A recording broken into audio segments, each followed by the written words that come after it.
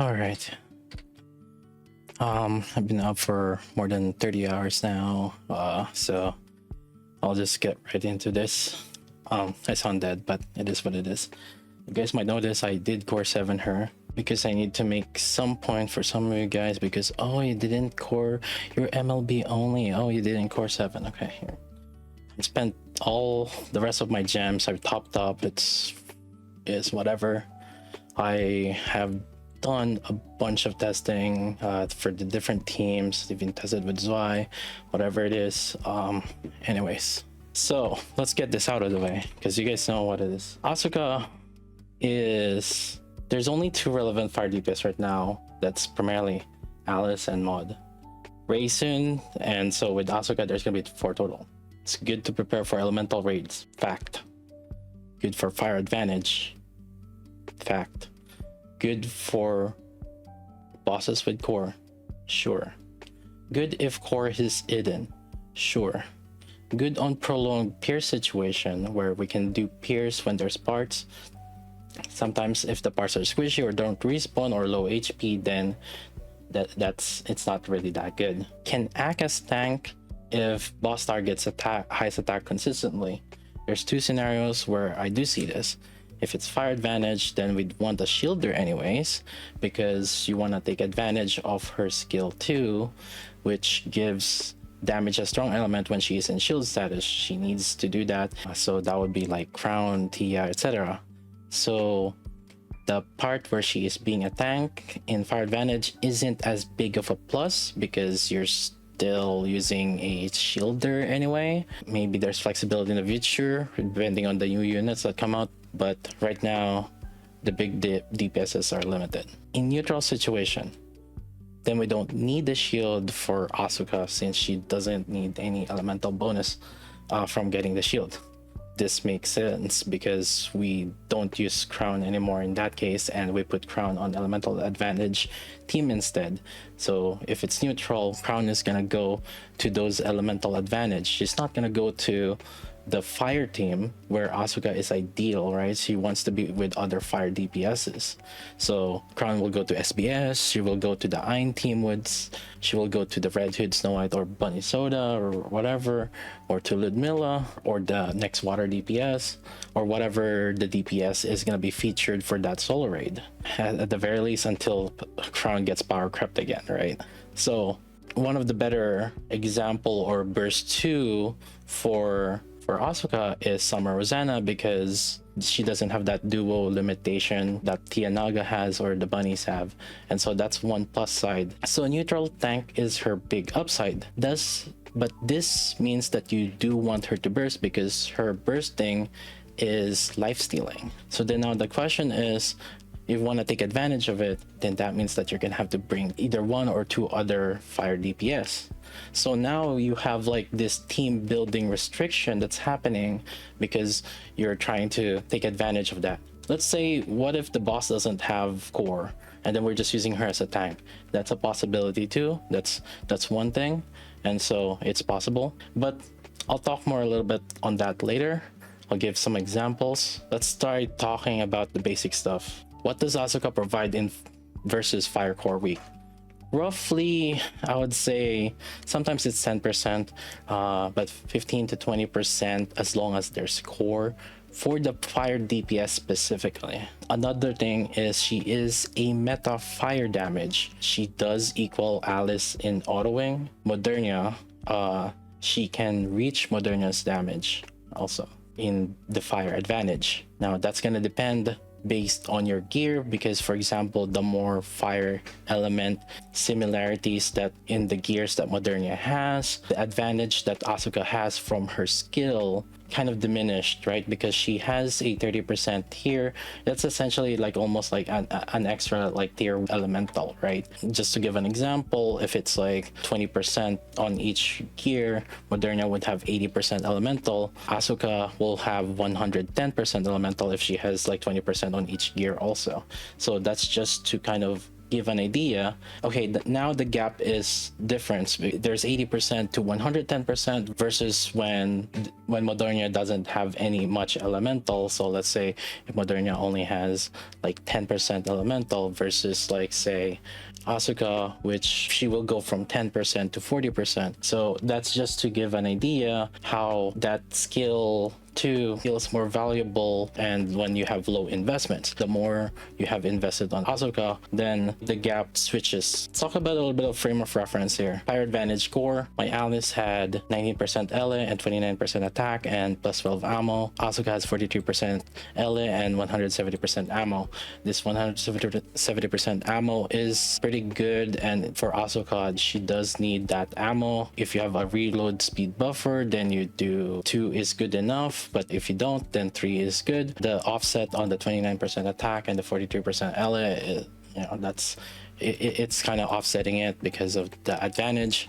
And again, I tried to make it similar. Look at Asuka, she has 220k attack. If I look at my Alice also, and they're both R15 on the doll, my Alice has 221k attack. There's not much gap. And then if I look at my Modernia here, for example, she also has a 220k attack. So these are very roughly similar to each other. Their overlords are roughly similar, plus or minus, because of how the ammo and attack just kind of balance it out. Let's talk about kind of like the damages now, because this is just to prove a point. Autoing with Alice is 1.26, just to give an idea. And when this is manual wing with Alice, it's 33% more damage. Now, if you are a better gamer, you can get more damage, because I am by no means better. Now, for Asuka, just to give a frame of reference, she was doing 1.1 build to 1.3 build. This is just from one team. And then I tried to replace with Red Hood instead of Asuka, and this is for fire advantage with core. By the way, manualing Alice lost me the 14 to 16% DPS, and then Red Hood damage was lower than Asuka's because my Asuka had like a good amount of Ele, but the overall DPS loss was about 400 mil. I lost about 13% damage total. It could be a bigger loss if Asuka had more elementals. Duh, right? This is fire advantage. So it makes sense that Asuka is gonna out damage on fire elemental. Now, I tried testing with different teams. See, the thing is, fire elemental is, again, I mentioned this already, fire elemental is pretty much a guarantee. Just do the fire elemental. There's not many fire relevant DPS, so she is relevant, okay? But what we want to look for now is, can we start using them on neutral situations? Because this is really, again, no doubt, fire, there's not many fire DPS. Get her fire advantage. That's it. If that's all you care for, done. But the rest of the thing that I'm gonna talk about is what makes her better or worse on neutral, and I'm gonna talk about it here. So just to give a sample team here, I was using Litter Crown with Alice, and then I used Ludmilla versus Asuka and Modernia. As it turns out, well, the Ludmilla team in here on the left side is doing more damage than the Asuka team. We did 4.8 bill versus 4.3 bill.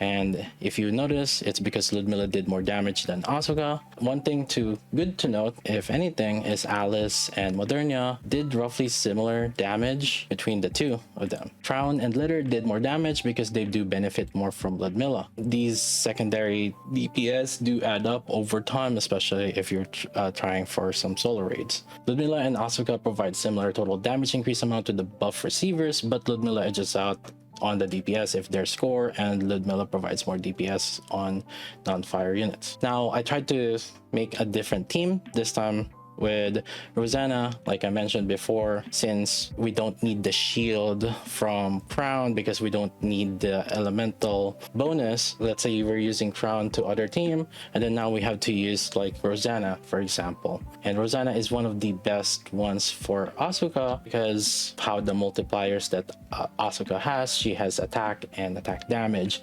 Meanwhile, Rosanna has damage taken increase, which is a separate multiplier.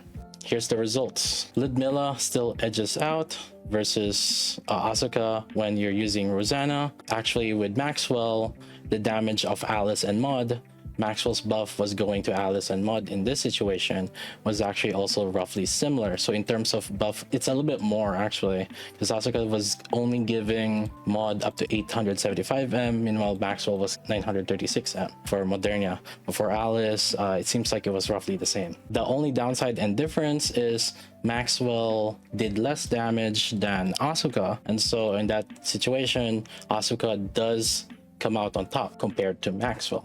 But then what if we try to put in, like, say, Red Hood? Then with Red Hood, Alice's damage was lower and Modernia's damage was a little bit lower than Asuka. Now the difference here, because Red Hood has her burst 1 also, kind of added a little bit of damage. More or less, I guess it would have been similar right here.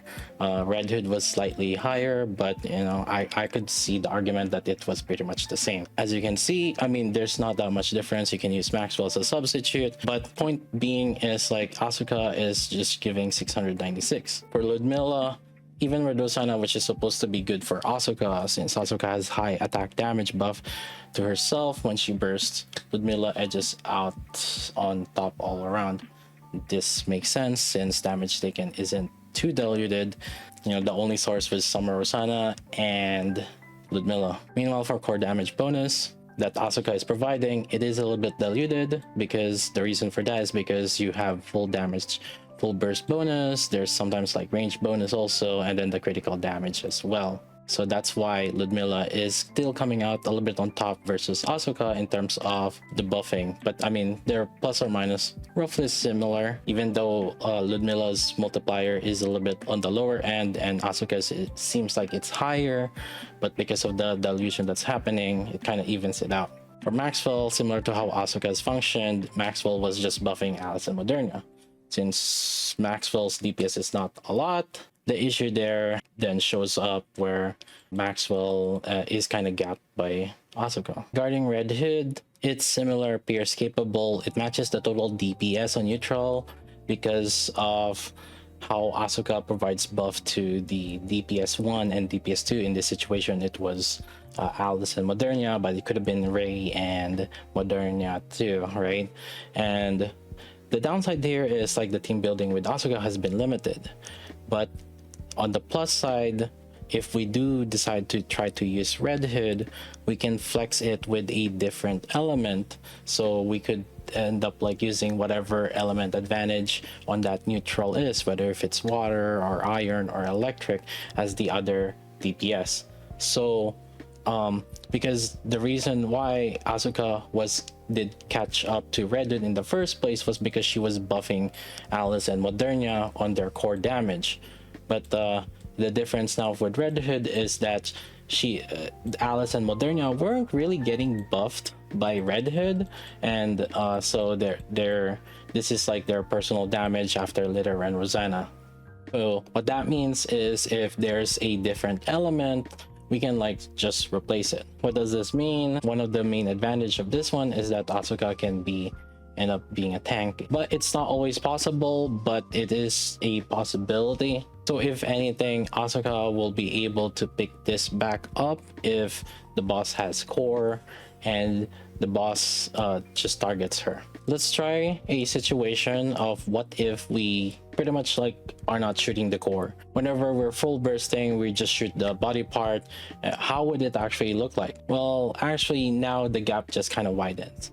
Like Ludmilla starts having like a much bigger jump compared to Asuka, and Maxwell starts also being above Asuka, although Maxwell is still doing less damage than Asuka, but because Asuka's buff isn't really providing anything to Alice or Modernia, then now Maxwell being the buffer end up being a better option instead.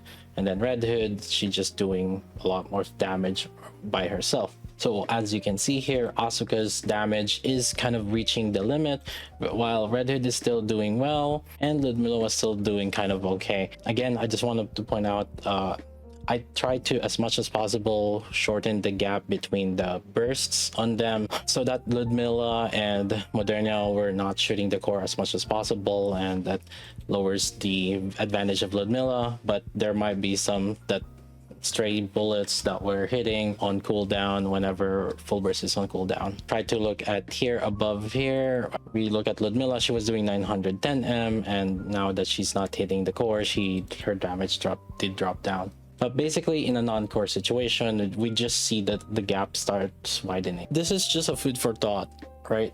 In a neutral raid, are we really going to be bringing in 1 to 2 other fire DPS in the burst 3 slot?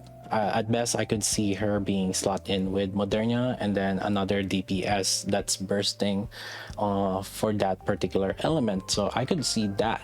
And her role more in a lot of neutral situation is that she is going to be the tank. But as of recently, they have been releasing these specialized units, right? So there is the shotgun team, there is the Pierce team, and now that some units are just built around it. And then they release Zwei, which is like single target Pierce, which technically is a Snow White. You can't help but just like really look at Asuka to be one of those specialized team also, right? There's core and you're gonna have to use fire units. With Asuka, we can definitely build another team, like a flex team that we can call like fire team. We're using Asuka, Rey, Moderna, or Asuka, Alice, Moderna. So she'll become meta because of those core bosses, because of the Rey, Alice, and Moderna, because we're likely gonna have invested on Alice and Moderna already. So why wouldn't you just like invest that extra little bit for Asuka? I want to make a closing statement, as I have discussed this with Mr. Kanto, and to quote some of what he has stated also, as I have been largely been getting some help with him also on getting some of the information to get to you guys. I think when it comes down to SR, ultimately you want to pair the best DPS with the best supports. This isn't always the case of synergies, but it all comes down to investments. Asuka gets less damage than most DPS from buffs, but she still will provide the most damage on a farting, paired with other fire DPS. She'll do better than a neutral DPS on fire advantage, and she'll provide a better buff than most other fire DPS in core advantage. She would be a good pick for beginners because she can do a lot on base performance. Ultimately, she is a good flex pick, and we can be safe to get at least 1 copy of her. Yeah, that's about it, chat. I'm gonna render this video and finally maybe go to sleep. Oh, and as I was rendering things, Asuka is not triple S, but I did not mean that she is bad. She is the best collab unit to date right now, and I would put her in SS tier if I were to put them on the tier list.